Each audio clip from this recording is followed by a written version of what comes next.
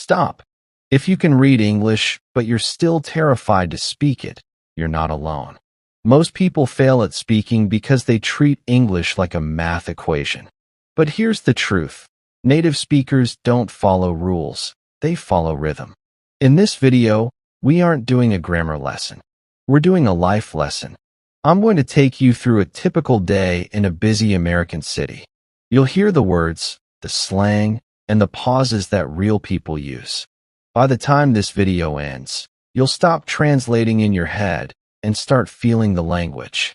If you want to finally sound natural, stay with me until the very last sentence. Let's dive in. Scene 2. The morning rush. It's 7 a.m. The sun is just hitting the skyscrapers in New York. The city is already loud. Sirens in the distance. The smell of fresh coffee on every corner. I grabbed my bag and headed out. I wasn't thinking about subject-verb agreement. I was just thinking about my first meeting. I walked into the local deli. The guy behind the counter didn't say, "Good morning. How may I assist you?"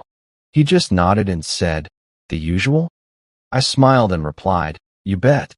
Make it a large today." Simple, short, natural.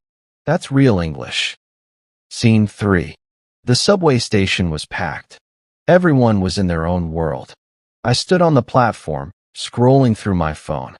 A woman next to me was struggling with a heavy suitcase. A guy stepped up and asked, "Need a hand with that?" She sighed with relief. "Oh, thank you so much. This thing is a beast." Did you hear that? He didn't say, "Do you require assistance?" He said, "Need a hand?" She called her suitcase a beast.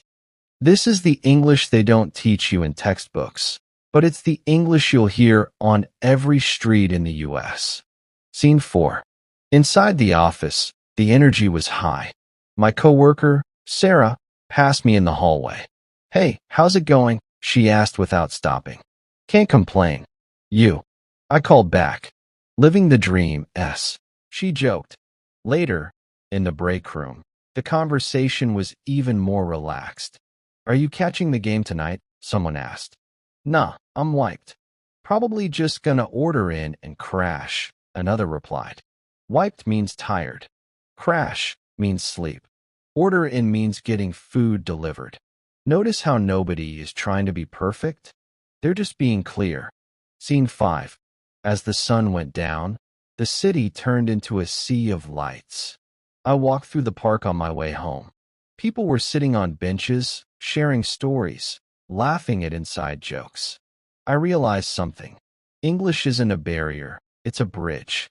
You don't need a massive vocabulary to connect with people. You just need the confidence to use what you know.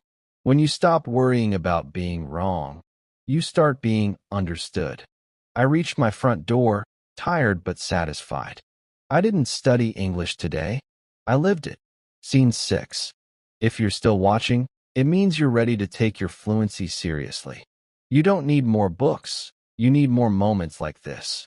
Here is your challenge for today. In the comments, tell me one simple English phrase you used today. Just one. Don't worry about the spelling, just write it down.